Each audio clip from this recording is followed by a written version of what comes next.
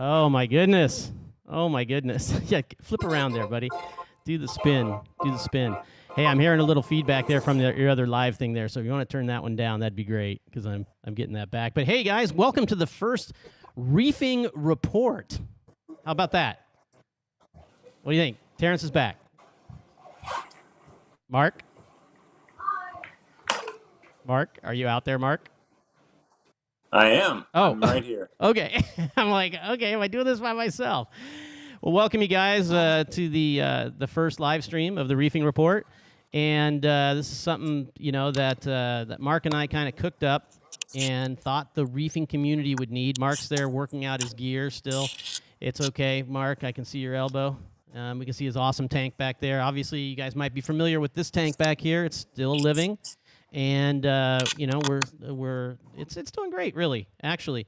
But the Reefing Report is this brand new thing that I pitched to Mark, and we thought that the community would need, and specifically, it revolves around my day-to-day life in the business of gear, reef keeping gear, in working for Neptune Systems, dealt with. Spending many, many hours online and finding the latest things that were going on, the latest content all over the internet. In fact, it was kind of imbued to all of us in the front office at Neptune Systems. Kurt, myself, Paul, all of us just scoured the internet all the time. As part of our success, really, in my opinion, is we are so tuned into the reef keeping community. And since I still do that, even though I haven't been at Neptune Systems for a couple of months, it's still what we do. I was like, you know what? Maybe some people would be interested in that, and would like to take part in what I see every day or what Mark sees every day, and have a shortcut to getting all of that information. Mark, are you still out there, man? I am. What's up with your camera, buddy? Don't know. It just didn't like the fact that I got up close and personal. So okay, I may rejoin you. Hopefully you can bow out of the guest mode, and I'll carry this for a little bit and bring you back in. Anyway, so the Reefing Report was born, and we're gonna take you guys through all of it. Obviously, that's what we're gonna do here today. And it was born out of we go out and get all of this information, and what do we do with it? Well, we learn a lot about what's going on in the reef keeping community. And, the information can be anything from videos to reef articles to Instagram posts to what's going on in the reef keeping community. I'm back. Okay, gotcha. Still getting a little echo there for a minute there, but I don't think anymore, hopefully. Anyway, so Mark is here online. Mark, Mr. Saltwater Tank, welcome, buddy.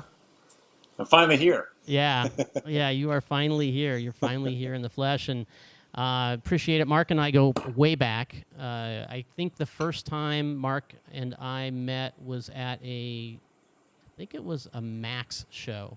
Is that right, Mark? You got it. I was going to wonder if you're going to go that far back, but yeah, it was at a Max show, and I was like, who's this Italian guy that I've never heard of coming to this show to speak? Because that was the year they did like 30 guest speakers.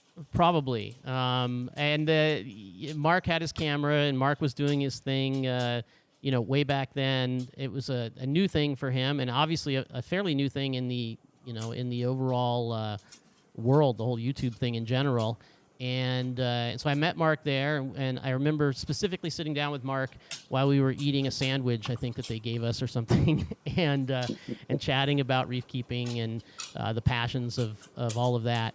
And so we've really been in touch ever since, obviously, and see each other at all the events and talk fish and work on projects together and everything for quite a bit. And that's why I reached out to him when I had this idea for the Reefing Report. What do you think, Mark? I think that was back when they would serve you food at trade shows because they weren't worried about you getting COVID. Back when that was safe.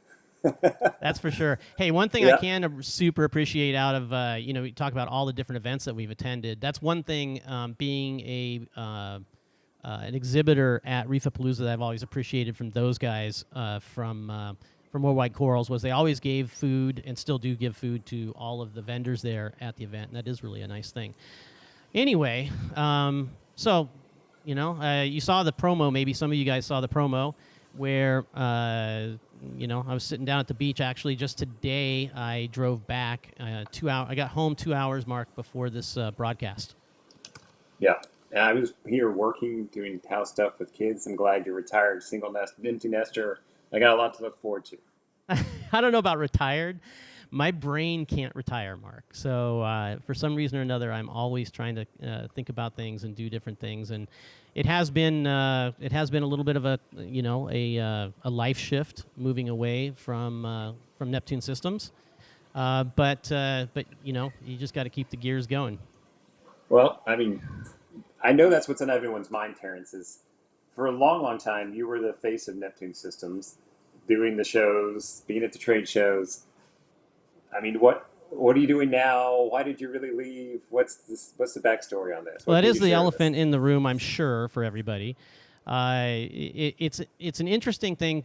You know, the last, it's been, I guess, 9 years of my life. I've been, you know, helping to put together Neptune Systems and help bring together with a bunch of other awesome people, great products, and bring them to market for reef keepers with a passion for reef keeping. And really happy to have been a part of pretty much every single major product you guys now use in one way or another, lots of different ways. And it's really a great part of my life. And this year, as many of you know, Bertram Capital purchased Neptune Systems. And whenever those kinds of things have happened, and they've happened before in my career, there's a lot of changes. A lot of companies come together, and a lot of things change along the way.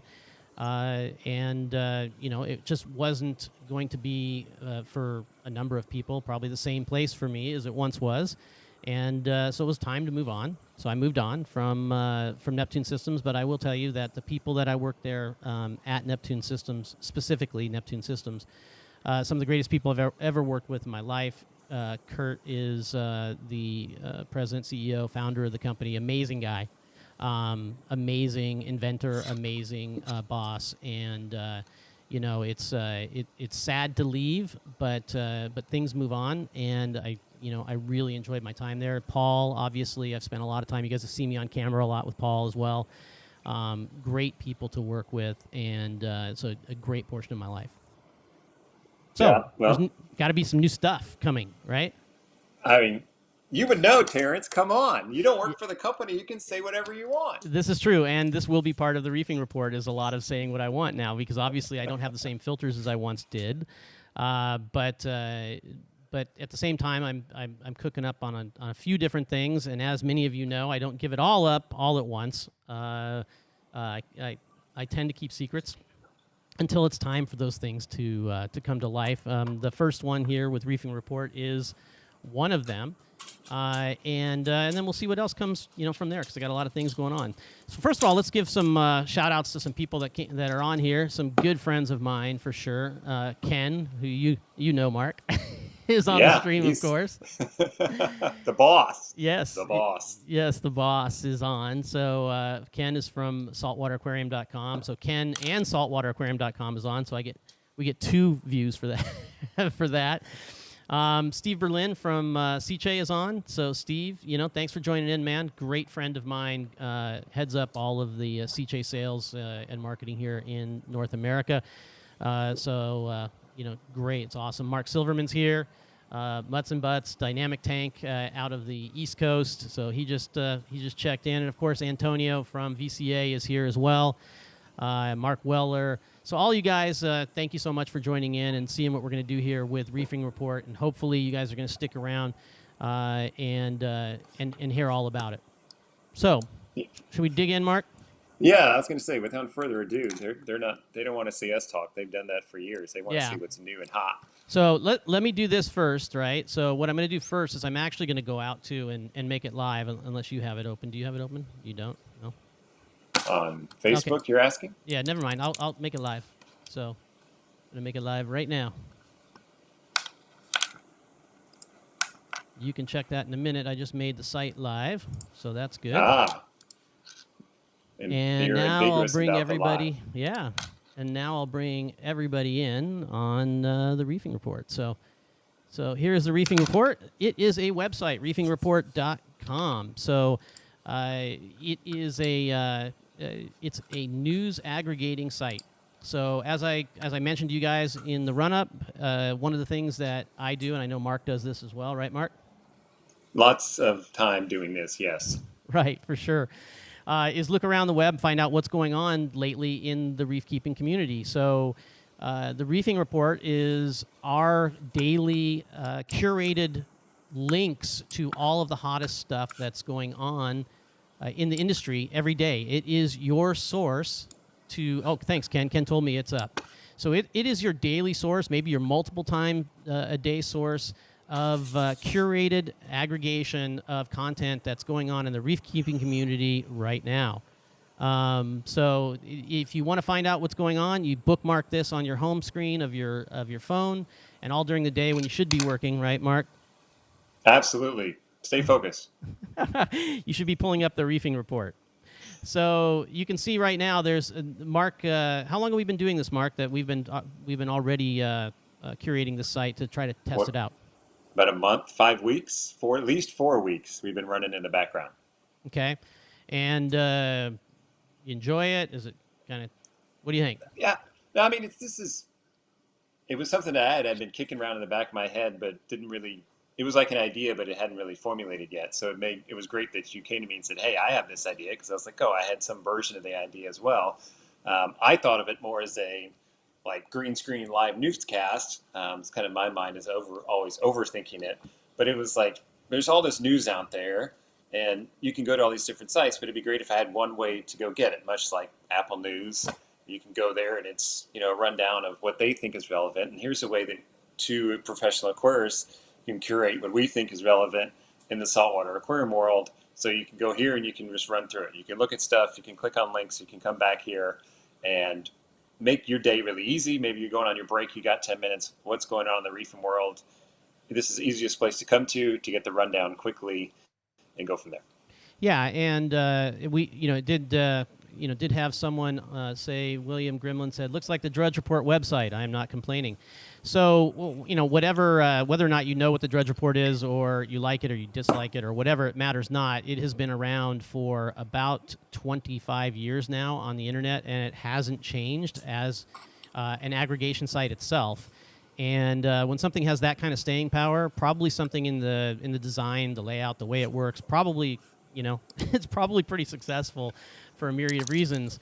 And so that was the model for this, in that you can basically come on, and you'll notice that you've got all the hottest stuff on here. Let me take them through just a few things right away.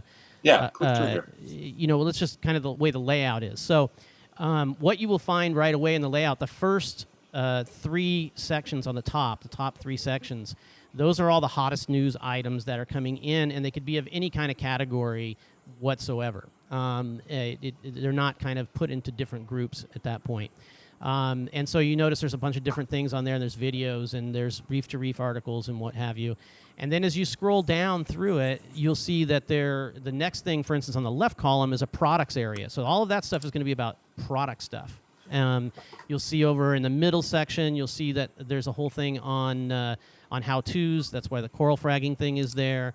You'll see a whole section for the environment and environmental kinds of things. Rumors. There's a whole rumors and a whole drama section. There's a whole section of the links that you might want to always have access to as well. The most popular YouTube stars and some of the Instagram. So all of that stuff is all organized on there. And if you do click on a link and you come back, you'll notice that the link is gray, so you know the stuff that's new that you haven't yet looked at. So hopefully you guys find this as a resource that you can come back to over and over and over again. There is a search on there, and after everything is on there for a while, it actually pushes it out of those sections, but there still is... You can see we've been doing this since October, so you can actually click on October and see the stuff that we popped up on October, right? And so it's really handy to have access to this stuff going forward, as well as seeing the latest stuff. So that's kind of a nutshell. What did I miss, Mark? I mean, the key for me, even I always look at things as a user. I always want to consider the user experience, and it's super scaled down, which is great.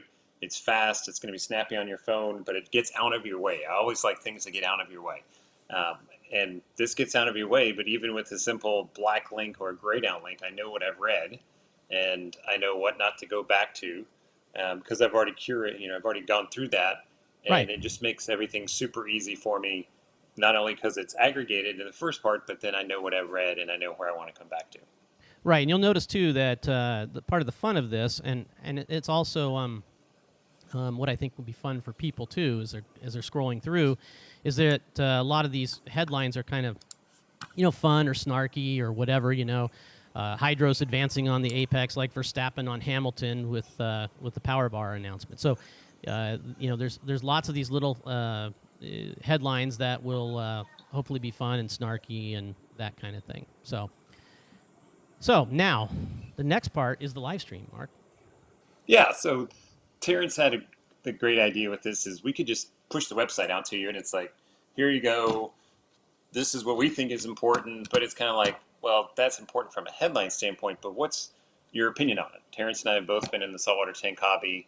I think Terence was into it before I was probably born because he's been around that long, Yes, which is okay. Nothing wrong with that. Yes. So, there's plenty of info out there, and I go through stuff all the time, and I'm like, well, that's not relevant, or even stuff that I'm like, I read that, but I don't believe in that. I don't even want to acknowledge that that's kind of brain dump on that one. So why don't we get together and talk about this and bring our experience to it in a live stream type of format? So it is kind of the Sunday night edition, so to speak, of the news, and then pull down further digest the site into a live stream with our feedback on it and questions as well. You guys got questions about stuff, guys or girls? We don't want to forget the lady reefers out there. They're always reminding me that on the saltwateraquarium.com streams, which is great. Please remind us if we overlook you ladies out there. This is what we see. This is what we think of this particular headline. And then again, if you guys have questions, fire away your questions. We're missing a headline you want us to discuss? We're here for you all as well. Weigh in with it. It's meant to be an interaction, two-way street. Absolutely, and it is editorial, so I don't think we will be writing much content for this site ever. Once in a while, it may come up that there's something that Mark or I might want to share a particular written view on, but it'll be, I think, a rarity. The editorial content will come mostly in the live stream. And what's nice, again, is that you can follow along kind of on the site and see what stuff.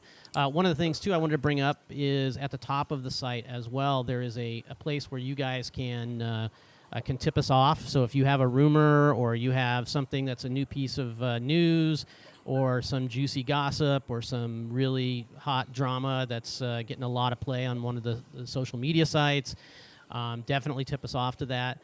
We do have a Patreon that we've got going, so you can always hit us up on Patreon and donate through the YouTube as things start to get kicked off and they allow us to do this, I guess, or allow it to take money. I don't know how that works.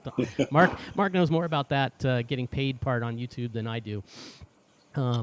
But yeah, so right now we're doing this as a passion project. Obviously, it's not long-term going to be a passion project. We do want to make a little bit of coin off of it at some point and get paid for, helping have a service to people, and we want to tailor it towards you guys. So let's kick off a few of these editorials, Mark. Where do you want to start? I mean, I got to be proud of my headline here about the flat unicorn sparkle farts for your reef, because that was my first thought when I saw saw that reef builder post. Okay, let's do it. To Jake out there. Jake, and by the way, this is another thing too, is that this is content that comes from all sorts of different places, right? So it's reef builders or reefs.com or any place on the internet that's got information. We're not gonna shy away from it. So it's no mystery that Jake and I often don't get along on certain things or what have you, but he's got good content out there from time to time. But at the same time, maybe there'll be some editorial on his content. So let's go see that. Great. All right. So tell me about this. So these are the flat rock look is getting really popular in the saltwater aquarium industry. My personal taste is I don't care for it. And sometimes people hear things like that. They're like, oh, that means it doesn't work. Like, no, you can run your tank with this. It will work. It's not like your tank is going to be successful because you're running flat rocks. It's just my look at it. As I look at tanks and I've been out on the reef, I'm like, Yeah, there's I've nothing. never seen that. Yeah, there's nothing that kind of seems like that. The straight line thing on the reef, right? And hey, look at this. And we've got reef builders tuning in. So reef builders just gave a heart. So thank you, reef builders.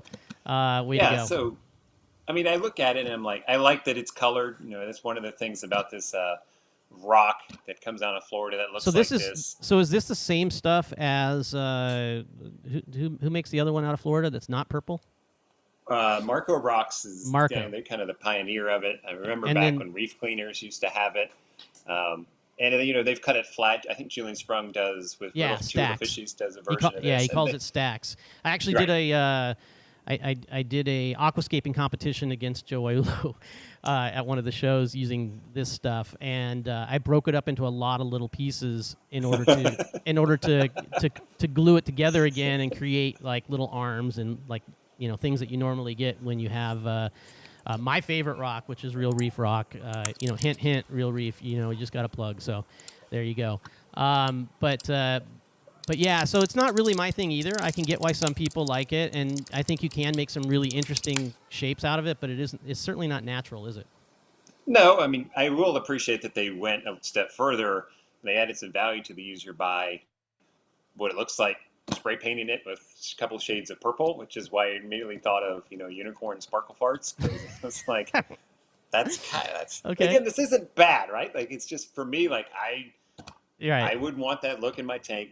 Yes, in 6 months or so, it's going to get covered over with biofilm and coral and algae, which is what you want. But I'm like, it's better than the white, and I still like the Real Reef shape. I still like the Real Reef color to it. Right. It's the most natural to me.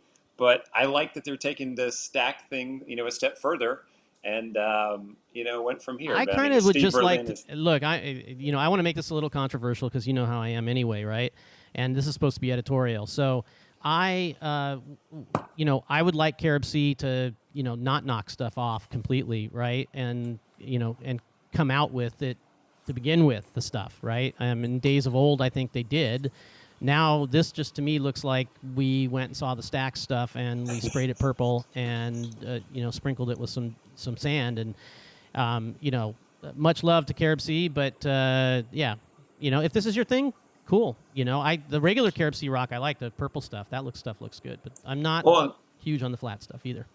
You're talking about companies being original. I mean, they at Aquashella Chicago, I believe it was, I saw their arch pieces, the Life Rock arches. Yeah. And immediately I saw them and ordered some from Jeremy over at DFW Supply because I was like, this is great. Like, this is a natural way to get an arch. It's original. I even called Real Reef. I'm like, you guys need to get on something like this. I know credit where credit's due, for sure. Yeah, definitely. And it's not like, as you know, in business, you don't have to have all the great ideas. No, Sometimes for you see sure. things that inspire you. And I told Gareth, like, find a way to make it better. But this is cool. It's an easy way to integrate an arch. So it's like, yeah, they painted the white rock. And I'm like, come on, Cribsy. Like, you can do something a little better, Tim. You get us more excited than just spray painting it. I am an impatient person too. That's why I like the Real Reef stuff too when I put it in the tank. And so yeah, I mean, at least they took the stuff that wasn't and they painted it. But all right, good, excellent. Yeah, maybe they'll.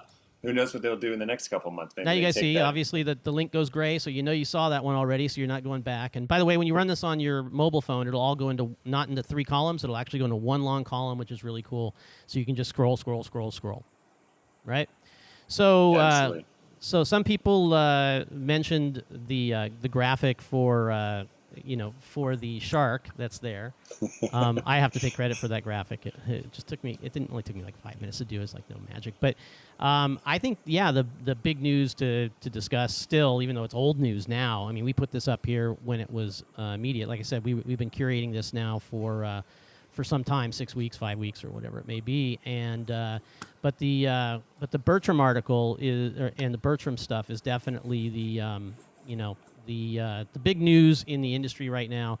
I don't know. It's going to ruin the industry, Terence. Yeah. Before I give my thoughts, I want to hear Mark's thoughts before I give my thoughts. So Mark, what are your thoughts on now? 2 of the biggest tech companies, or the 2 biggest tech companies The tourists. Yeah. you know, in the industry, now coming together and now, you know, being basically paired up with the largest by a, you know, a long shot, let's be honest, revenue wise, retailer in the industry, and all being kind of rolled into one big happy private equity family.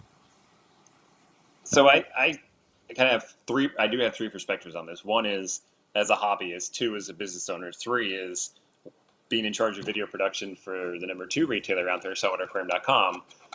So it's fun to kind of watch my brain kind of work through all pieces of it. And the first thing that I always think is funny about this is like BRS has bought Ecotech. Like, no, Right. BRS didn't buy them. They're just owned by a parent company. And like, there's plenty of, I mean, I think about the food world, like Yum Brands owns like KFC and like all these other brands, but you don't know who Yum Brands is, and it Right. doesn't affect the other companies. So it's like, okay, someone owns Ecotech and Bulk Resupply and Neptune now. I think what is going to happen, without a doubt, I don't have any inside information on this, but you know, I think the Neptune and Ecotech will probably start playing nice again together. You know, I think the WXM box, I got a stack of them in my garage, by the way. If anybody needs one right away, let me know. Hit me up. Right. Love to have some Christmas money. I can offload some of those because I still have them. But I mean, I think the Radions will come back to working with the Neptune Apexes, which is great because hands down, the Apex, you know, interface for controlling pumps and controlling lights is the easiest of all the ones that I've used. You know, from a user standpoint, I think you have that kind of venture capital money behind you, then it's going to drive them innovation because there's like one thing I think people forget about the saltwater aquarium world is it's a small world, and these companies aren't like, you know, this isn't some massive corporation like Apple. I mean, I don't know how many times I've been out to Neptune Systems. I've seen you guys move warehouses twice, and like you walk in there and like, oh, I'm going to see like 200 people on the assembly line, and there's going to be forklifts and things running around, Right. and it's like robots. It's like, no, there's plenty of people that are doing work, but it's not what you think it is. And you go to Two Little Fishies warehouse, and you're like, oh, okay. I mean, Yeah, but I that's mean, a lot of stuff. truth be told, I will say that the new Ecotech facility you have over there is a step up from from everything for on all facets of this industry for sure. I mean, props to them. Props to them, 100%. And they just have Ecotech, like Neptune now has even more money behind them to innovate stuff. And if they need money to go do something, I'm sure they got to sell it to someone up the line. You know, as a hobbyist, as a consumer, my concern is seeing a kind of parent company come in. Is a lot of times then the bean counters take over and they just strip the personality and the guts out of the company because it's all about numbers. Mm-hmm. So I'm hoping that doesn't happen. We'll see if that happens, which is time is the only one that's going to tell on that. But I hope that the various companies with their personalities and how they do things, the personal touch of the companies, doesn't get lost because the bean counters take over and just look at bottom line and, you know, want to strip things down and make it all about profits. Right, right. And the third one, what was the third one? Business. Looking at it from, you know, being in charge of video production at the number two retailer. Yeah. And that's a small family-owned business. You know, we haven't, unless Ken hasn't told me anything, we're not owned by anyone other than him. So, you know, what does that mean for me is, you know, with competition type of thing? You know, it's like kind of wakes you up a little bit. You're like, maybe this is the end. Like, you know, they're going to eat us. Like, I don't think it's their intention to eat everyone. I love the graphic, by the way, but I don't know that we're going to see a saltwateraquarium.com getting eaten there type of thing. You know, if anything, I think it makes me stick to my guns on what I want to do over there. You know, keep an eye on things. I'm curious to see as a business owner how it changes their business. Do they start doing different things? What's their new marketing approach? You know, will that come in? But also, it's an advantage, you know, them being owned by someone now and we're not. You know, I think there's a card to play there, and also, you know, just watch things. And also, I think the saltwater aquarium world coming per se a little more mainstream. You know, are we all of a sudden going to see 2 million subscribers on a video channel that we didn't see before because we didn't have the reach? But now that there's more money behind various companies, is the reach going to get bigger? You know, it's been in the industry for so long. I mean, Steve Berlin can probably talk about it. How many times have people said, like, well, the industry's just stagnant. It's not really growing. And I'm sure that the show Tanked had a bump in terms of industry growth. We know COVID did and Finding Nemo. But, like, overall, it's not like this is a massive growth industry, massive growth no, for sure not. pet segment. So maybe that will be the kickoff to that. Time will tell. I don't think it's all doom and gloom. I mean, it's not like the ship is sinking in 2 months like people think. But you come back in a year, and I'm sure we'll have something else to say about it. But Terence, I mean, you've been on the inside of this. You watched it happen from the inside out. Yeah, and of course I can only say so much in terms of I have to navigate a little bit of a minefield from what I know and from trying to talk from a perspective of what I would think from the outside in. I think that the world out there in the pet world took notice of the saltwater aquarium space pretty strongly in the COVID in the COVID world, because it grew a lot. The business, it's no surprise to anybody that the business during COVID for an at-home hobby just absolutely exploded. And, and then in coming into the space, it's obvious that there are companies who are doing really well, and bringing them together to, to get some, some synergy or whatever you want to call it, seems to make a ton of sense. And, definitely the obvious is there. At least I think it is, which is, more integration of product. That's anybody could look at this from the outside in and go, well, there's overlap, and there's products that probably don't need to continue on one side and don't need to continue on the other side, and bring them together and make them talk better, and make all of that integration a little tighter. That's super obvious.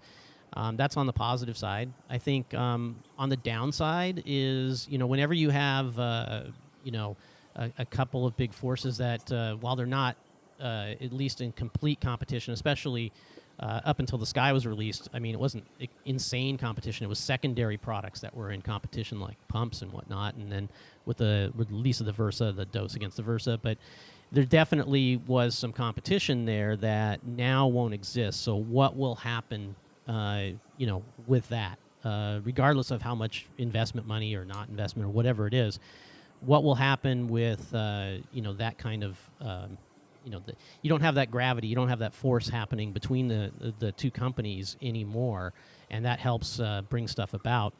I think also the part that maybe some people don't exactly look at in this whole thing is the leaders of these companies, whichever ones, these that have been purchased or future ones, right?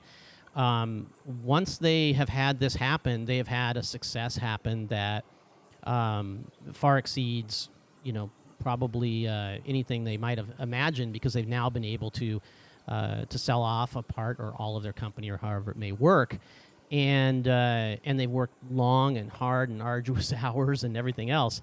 Will they be able to still have the passion and everything to go forward to really, really push things? Or will they be, kind of in coast mode because they don't have to be as hungry, because they're not competing as hard with that other company? I think that's the part that really remains to be seen, Mark, to be honest with you, because when you take out those kind of personalities a little bit, or they get tamped down a little bit, and you don't have somebody to go after, it changes things. What do you think? I mean, Jeremy is sitting here commenting that he thinks it's bad because Ecotech and Neptune aren't going to be going one up in each other anymore, which we alluded to about, some spaces there's not that competition. I'm really more interested in, and I may never know, like, it's not like I can call Ryan, or, and find out. I mean, I have a good relationship with the Ecotech guys, and as well everyone who's been over at Neptune. But I'll be really curious. I think the bigger threat in terms of from an owner standpoint is the parent company then wanting to exert control. They think they know how they want to do things because this is what we do for a living. We're going to run it by the numbers type of thing. I mean, if BRS... but to Bertram's credit, though, they do have a history of some pretty successful, companies that they've taken over and bring forward. The Fire Pit, company, for instance, is one of them that's done really well. I hear you, but I don't know that that's... I don't know how much of that's going to be the case in the steerage, but you're absolutely right. Those are all big possibilities for sure. Yeah, so we'll just have to wait and see. They may take it in a place that none of us had ever thought, and all we can do is observe from the outside. Yeah, for sure. Jose Aracif from I think he's from Costa Rica, I believe. He was saying, anyway, about Reefing Report. Well, Jose, this is what we're doing. We're doing the editorial on Reefing Report. If you weren't here in the beginning, I'll just recap for you guys. The Reefing Report is an aggregated, a curated news aggregation site that basically gets all the latest reefing information and puts it together so you have one place to go, and you can go there once, twice, many times a day and find out what's happening. We'll be updating it daily. And then on the weekend, if we keep it on Sunday, we will be doing editorial on a few topics, key topics that happened from the prior week. So there we go. So Steve Berlin says, it's been a wild ride since my entry in 1985. The future is bright. So, it's not a Sky reference. So, yeah, no doubt. And speaking of, the sky is not falling with, I mean, to the whole companies getting acquired, I don't think it's going to be the end industry. I think it'll change. And, we're all going to be here, fighting the good fight. Yep. On to another topic, though. So one of the things that that I've been kind of passionate about in the chemistry side of reef keeping that I've kept an eye on for a long time. I'm not going to necessarily go play the video, but there's a video of Just Incredible, who is really the potassium man. This guy will talk your ear off about potassium, and he talks with Mark Levinson in the video, and it's a good talk about potassium. And I will say, Mark, that I think potassium is one of those things that reef keepers in general, it could be part of the the Lars thing, because it slowly goes down because your water changes don't really have enough potassium in them many times in the salt mixes to keep them up, and it goes so slow that you don't see it coming until boom, and then all of a sudden you're at 350 or 360 on the potassium, and you're like, what's going on with my corals? Why are they all pale? What is going on? And this is a sneaker that, while everybody's paying attention to their nitrates and phosphate, great, that's all good. You need to watch that potassium, because it'll make your reef have a hit. What do you think, Mark? I've been talking about potassium for years. I used to do a virtual course before Zoom was cool, on chemistry and reef automation. We did talk about Apex stuff, by the way, but we talked a lot about potassium and other stuff. I'm a big fan of it. Jess and I worked together back then on it. I have a couple tanks that are getting supplemented with potassium. It's good stuff, and there's a lot of leeway with it as well. And you really can't mess it up, which is a lot of fun unless you dose a lot at once. It takes a lot to overdose your tank with potassium. A lot. I mean, when you buy one of those little bottles of potassium and you put it in, on any tank over like 50 gallons, you might not even notice it move.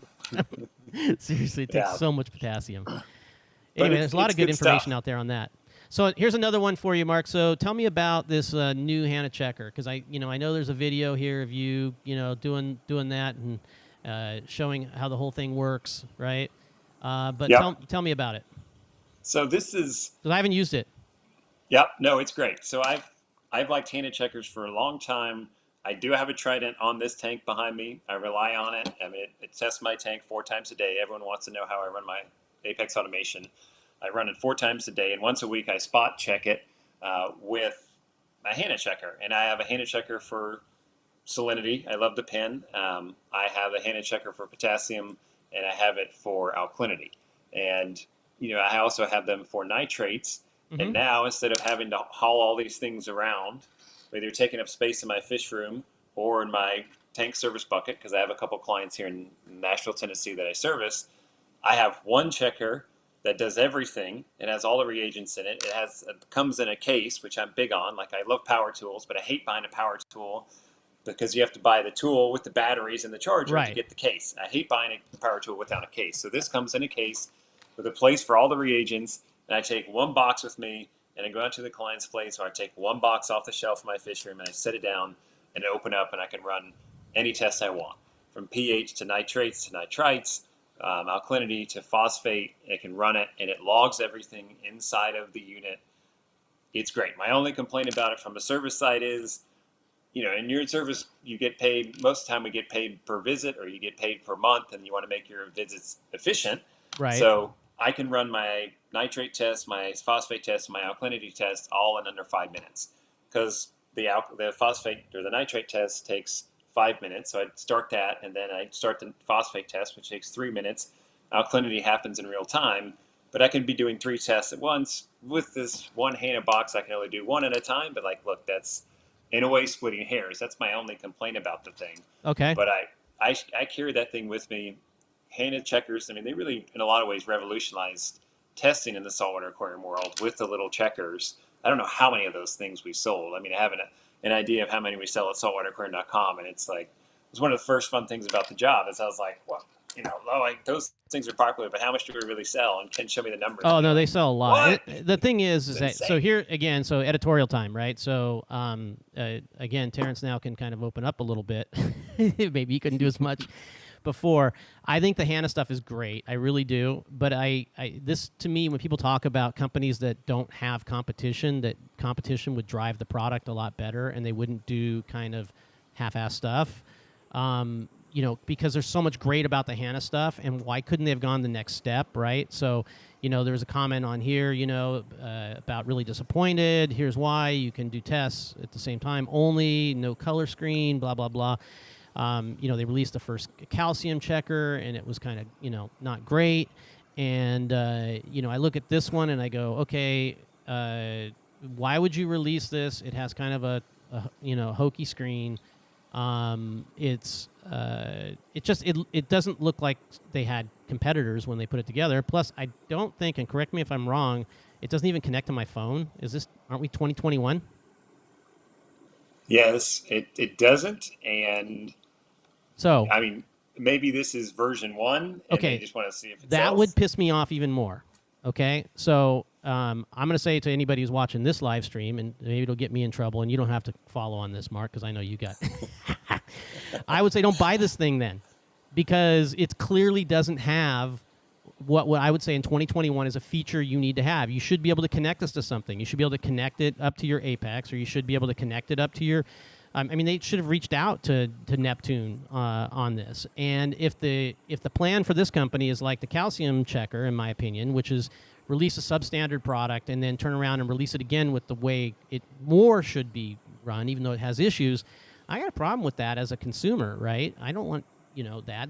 It's clearly interface is something that should have been there in this day and age. That.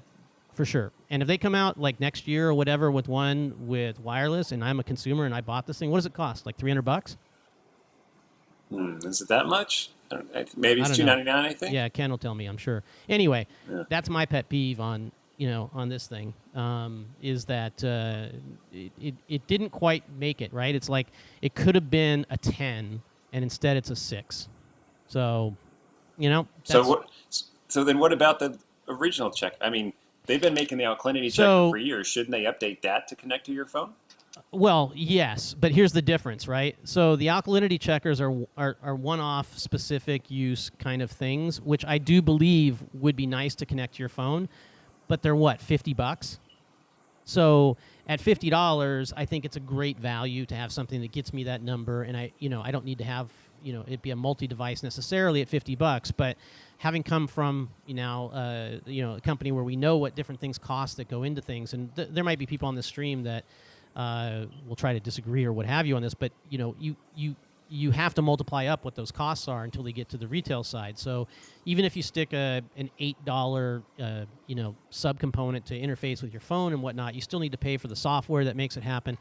And that $8 gets ramped up, and so now you might have a $100 device that's a little farther out of reach for people. So anyway, that's I think that the regular checkers, the ones that work well, like the alkalinity one, the potassium one, the nitrate one was another one for me that just kind of I think that was not good for the consumer. I mean, releasing that low range one and then making everybody buy it, and then like, oh yeah, it's only for low range, and then a lot of people didn't really understand that, and then they go back and have to buy the high range one.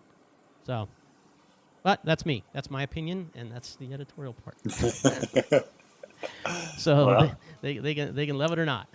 So, well, but I mean, okay, so Terence, so here's the fun question: how many times do you manually check your tank's phosphates and nitrates, because there's no Trident that does that? How many times a week do you test your nitrates and phosphates? So here's the thing, and this is just a rewind to people who have watched me when I was doing the Neptune things, is I don't believe the nitrate and phosphate stuff needs to be tested that often in your tank. So the answer to that is in the last year I've checked it twice, I think, in the last year. Okay. And I do believe there are times when you will have an issue that you, as you're trying to rectify that issue, you will need to do it, maybe frequently for 2 weeks to try to identify what the issue is and how to get your tank back into balance. And then after that, I really don't care. You're going to see either a straight line or you're going to see numbers, in my opinion, that you would just be chasing to try to get them where they need to be, even if there was a daily fluctuation. You might be able to see some trend, but for most people, that trend is going to be slow enough that you would, if you just had a HANA checker and do it once a week, then there you go. You would be catching that trend as well. You don't agree? So I check my alkalinity, phosphates, and nitrates once a week. I log it in Apex Fusion. And in Apex Fusion, it draws a nice little graph for me so I can spot any trends. And I have a client's tank now that I've been watching for 5 years and 6 years now. I did the same thing on their tank. So I have 6 years of data with where does it go. I mean, it's for the most part, yes, it's flat, especially if you back out to 6 years of data. But now I have a baseline. I know where it's happy. If it went out of whack, then I know where it's not happy. If I had a problem and then I came in and did a test, the number is this. I don't know if that's where it always hangs out, or is that where it's hanging out now because it's out of whack. Testing in that problem area is good, but let's say I turned 42. But would you want to do it twice a day? Would it help you twice a day to get it if you had, for instance, Mohai Winston's here is like Mastertronic. So, would it? No. It's even the alkalinity 4 times a day. I could be happy with once a day, twice a day, even every other day. Right. Anyway, this is a good topic. I think that a lot of people can have great aquariums and do things, a couple different ways, and and work on it. And certainly, I am always a fan of automation, I would definitely, likely buy the right kind of automation for testing. I've yet to see it come around yet. Maybe it will. Who knows? Maybe the Ecotech Neptune thing will bring like some amazing amount of testing, stuff, 2, 3, 5 years from now. I don't know. Maybe they're going to buy HANA. There you go. I think that's kind of big. The whole company. Yeah. This is yeah, exactly. So here's one that probably people don't think that they would like, oh, Terence came from Neptune. What? He's putting stuff out on a page about the hydros? How can that be?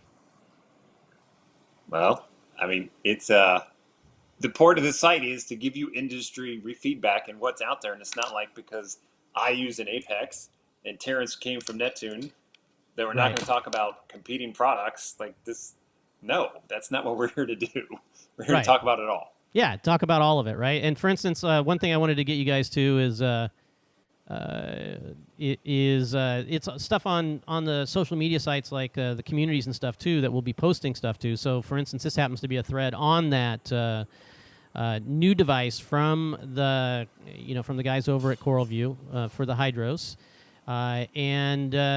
this is probably one of them, Mark, that's the kind of the next step up game changer in terms of competing with with the Apex. Up until this point, they only have had that Wi-Fi connected, and you know how I feel about mission critical stuff, Wi-Fi connected, type of power control, and it has been left wanting. There's a good number of posts out on social media where in order to operate that thing, it doesn't exactly fit into how you want to operate your aquarium in terms of resetting and having to have it on another switch. Different things that people have had to do with the Wi-Fi one, which doesn't exactly surprise me. But now going head to head with the Apex by having their own 8-outlet wired bar that's got its own brain in it. Even Mark, what do you think? I know you're an Apex guy too, obviously. Like I am. But yep, yeah.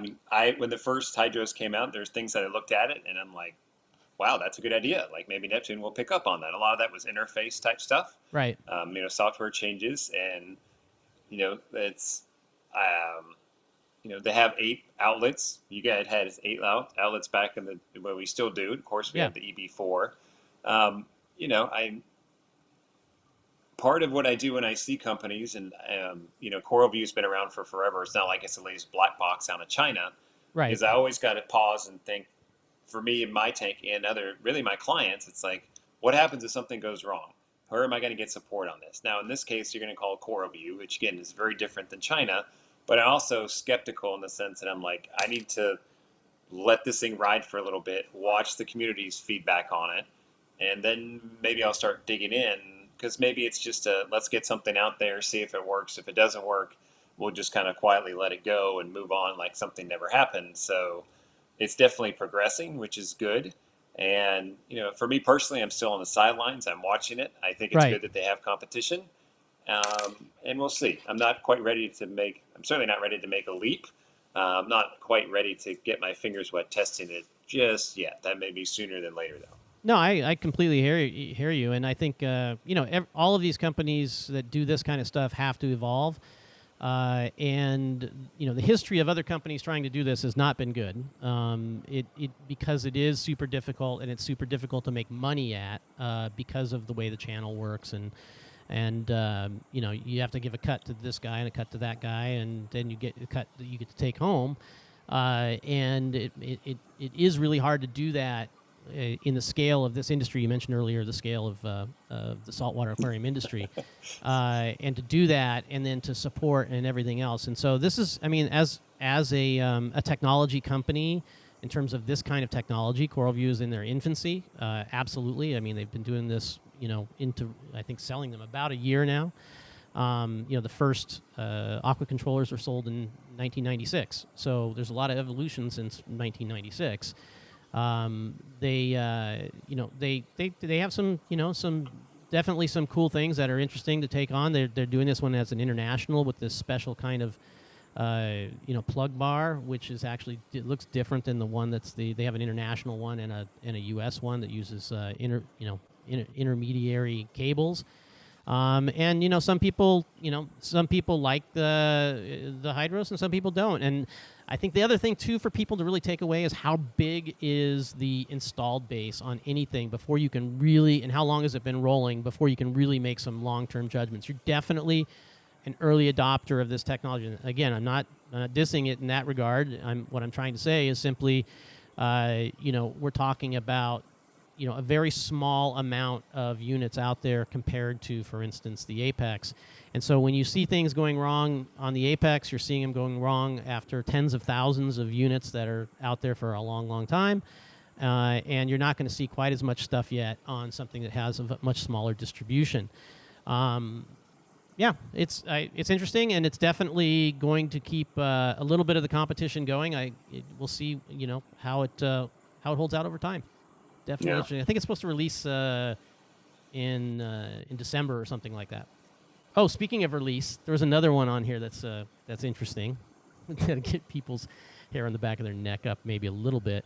Where is it? The Saga, right? The Saga of the this is a release date nightmare from GHL. Since we're talking about the controller stuff, right? So being a potassium guy, I found out about that, and I was like, oh, sweet, I want to get one. I called Ken, like, let's go get one. And it's like, my friends in the UK were like, we don't have one yet. And I'm like, oh, great, it's coming soon. Yeah. So maybe it is, and when it is, but it is a Saga, and you guys can go out on Reef to Reef and read the thread that's going down out there about it, or even there's a link from that to one of the letters they sent out to customers. But it's a technology that I'd love it to work. I'd love all these things to work, but I'm still a little bit skeptical. I'll definitely put it on my aquarium if it works. I will, even though it's GHL. I'd put it on my aquarium because it's it sounds great. Sounds like it's going to do some great stuff, but I am super skeptical at this point. The letter did say that they had sent out some probes and they didn't survive well in shipping, which, Terrence, you and I have been through product development. Yeah. Not saying together, but yeah, it seems easy. Like, oh, you make a box and you put it down, and it's like, if you know how many renditions you have to go through and things that you don't even think about. Certainly you guys experienced that with the Trident. It's like, it takes a long time. I got to give props to them that they're like, oh, this wasn't working, we're going to pull it back. we don't want to just get it out there. And there's Right. certainly, companies that will get something out there and then it's like, oh, this is the feedback from it. Now we're going to make version 2. We've seen that done in pumps, and it's like, so I got to give them props for that. In a way, I feel for them because I'm sure they have a user base that's ready to buy. I'm like you, I would buy the thing in a heartbeat. Right. Once it's proven itself, and I'm like, oh, now I got to wait even longer. Right. But for sure. this is product development. It takes a long time. So some of the other things too that we're going to post up here too are things like coral spawning or coral regeneration efforts and other environmental type things. I saw this one link that you actually curated, this link, which is the Great Barrier Reef. It's not all dead and it's not closing. Okay, what's that all about? So this it was a post, I believe, to the Instagram guy, a guy I follow on Instagram. Well, this is on Reef Builders.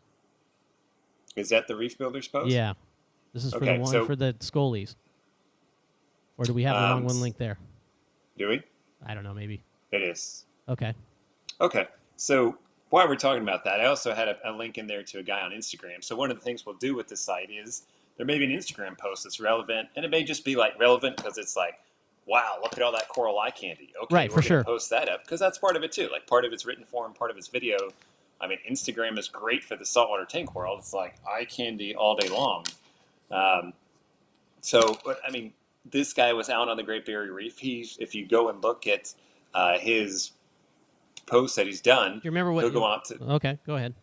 He'll go to locations and he'll show bleached areas with areas that have recovered, some insane coral coverage.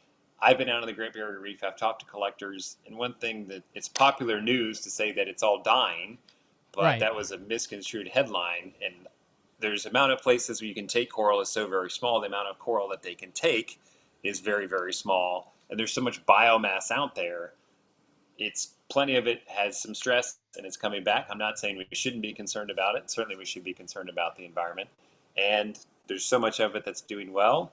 And as we know, we're fragging stuff. We're not taking we're not taking more and massive more, absolutely. colonies. Yeah, and now that we can spawn scullies, it's like, that can change things as well. Yeah, that's right. I did see that them spawning the scolemias too. That's amazing. So much stuff going on in this space, and hopefully we don't get to where the other stuff, which is for real, we have to be concerned about, end up taking down our stuff for the wrong reasons. That's the big the big concern.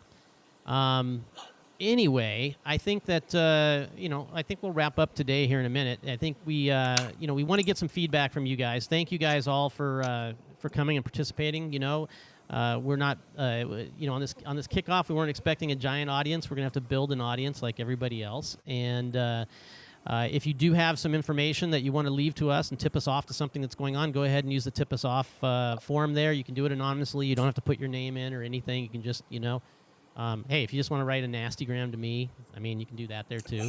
It's no one ever does that, Terrence. No. It's all even me back. It's all love out there, buddy. I have a folder of hate mail that I've never read. It's part of it. You're in the public eye. It's going to happen. Yeah. So, I'd love to. Jeremy says, anybody talk about new updates on Indo? Love to get linked up to some articles on that. So anybody has something on that, fire that over to us so we can link it up, or I'll go take a look after this or tomorrow morning and get that up on the site for you guys as well. Bookmark the site, go back there, check it out. We will be, it's not going to go stale. We're going to be updating links on it every day with stuff that we think you would be interested in. And do us a favor, share it around, right? Share the site around, share, the channels around. We don't have all of the social media all cooked out yet, but we will now. We were just trying to keep it under wraps. So now we'll start filling out all the social media stuff. So we really would appreciate a share. I know I'd personally appreciate a share. This is something that Mark and I it's going to be a passion project. And as long as, we get people that come and enjoy it, we'll put the time in and do it and see where it takes us. Right, Mark?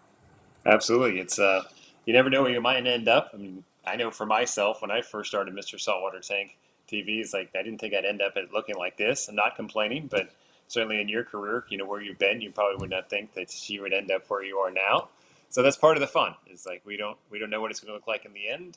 There are things you like, things you don't like. Let us know.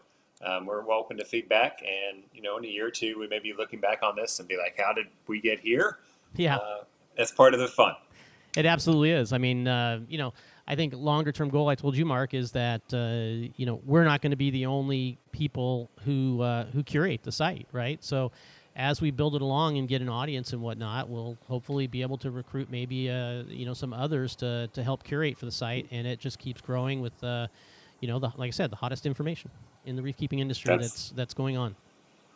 Absolutely. We look forward to it. We get to get back to work now and give some people some fresh stuff as we find it. Someone was asking how often it's going to be updated. It'll be updated as fast as we find stuff. Yeah, as I said in the opening, this is really part of my life as a reef keeper and as a person in the business, and I don't plan on going anywhere outside of the business right now. Is that the way to stay on top of everything, the way to be relevant, and the way to to provide a living for myself and my family is to stay on top of everything that happens to be going on. And if I'm doing that anyway, I might as well share that with all of you guys. So that is a daily thing, unless I'm taking a complete day off or something, which I'm always checking in on something anyway. So I don't know how that is. But but you please can't really get away. Yeah, I know. But please help us participate. Share the site, share the social medias, and tell us what you'd like to hear about as well on there, or you want to see on the site, and we'll try to make it happen. Awesome.